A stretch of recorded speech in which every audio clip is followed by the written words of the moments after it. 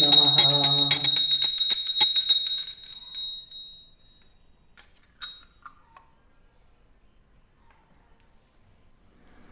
Namaste. Some of you are probably scratching your heads and going, what was that? That was breakfast. I talked last time about offering food to God and how this is one of the essential practices of karma yoga. And Bhagavad Gita confirms this, that one who offers the food before taking is relieved of all sinful activities. And why is that? Because of seva. Karma yoga is based on the principle of seva, or service, which means working for the benefit of others without expecting any return. This is karma yoga.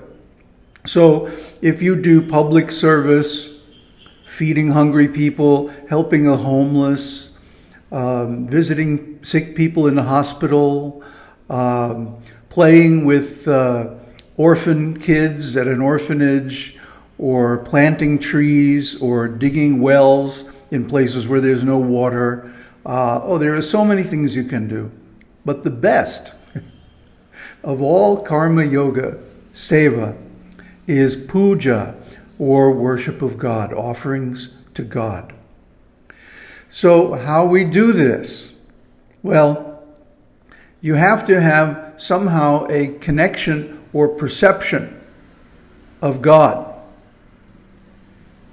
For that we use either a picture like this, or a statue like this one, or in more advanced concept, you can use the holy name of God, or you can even have a vision of God within the heart in the more advanced stages. Now, I know a lot of people will tell you there's all kinds of rules and regulations about this. It has to be done at a certain time. The deity has to be facing in a certain direction. The person who does the offering has to be initiated, and this and that, and blah, blah, blah, blah. Chill out, man. The mechanics of karma yoga are not as important as the intention. The intention is more important, and the proof of this is in the scriptures. It's said that when you chant a mantra in kirtan, with a big crowd of people and musical instruments and dancing and maybe some ceremonies going on in the background, whatever, that this is nice. But when you sit quietly alone with your beads and chant your mantra softly so that only you can hear, this is very nice. See where I'm going with this? And when you go into a quiet, isolated place and chant your mantra only within the mind, this is the best. This is the best. Because the mind must be concentrated on the mantra. The mind must be concentrated on the seva, whatever it is, whether it's mantra or puja or offering or whatever. So when the mind is concentrated, then, and only then, you can move to the next stage, which is bhakti. And in bhakti, what happens is there is a spontaneous reciprocation from God within. And this is called bhava, or devotional ecstasy.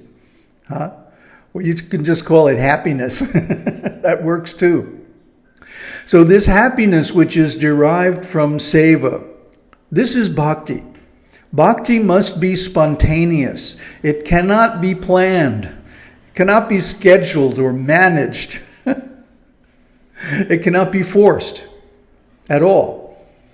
It has to arise spontaneously out of the connection, the back and forth movement of energy, the communion between the worshiper and God.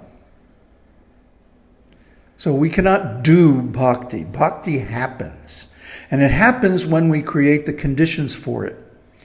So karma yoga is all about creating the conditions so that bhakti can happen. Okay? So what are we doing here? You see, I have all kinds of paraphernalia and gizmos and stuff. What is all that stuff anyway? Well, you can buy it here in India, especially in a temple town like where I live. Or you can even order it. And if anybody wants to know, leave a comment and I'll give you a link where you can order it in any country in the world. But really what it's all about is the 5 elements. Okay? You know, the 5 elements are earth, water, fire, air, and space, ākāsha. Sometimes translated ether, but that's an outmoded term. It's space, man. So these 5 elements have 5 qualities, and here's a graphic showing you those 5 qualities. Earth has the quality of scent, so it appeals to the sense of smell. And to offer that quality, that element, to God, we offer incense. Then the element of water has the quality of flavor, and it appeals to the sense of taste, so we offer nice drinks. In this case, I was offering scented water, rose water.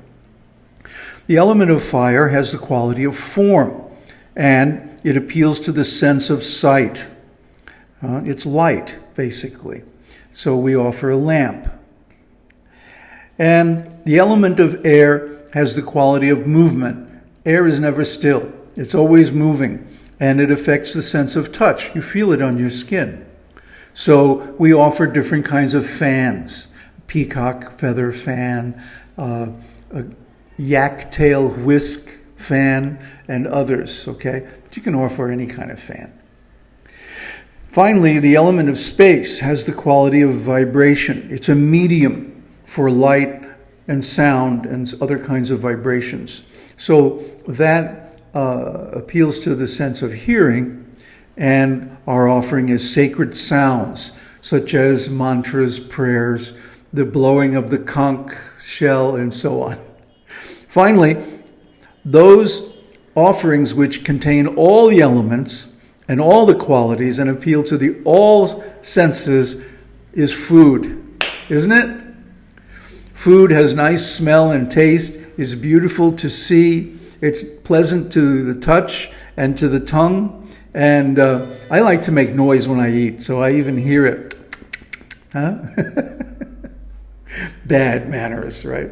But hey, in spiritual life, all of these social and materialistic customs are null and void, so don't worry about it. So we offer all these things. And just a glimpse at the second offering page. These different offerings all come with mantras.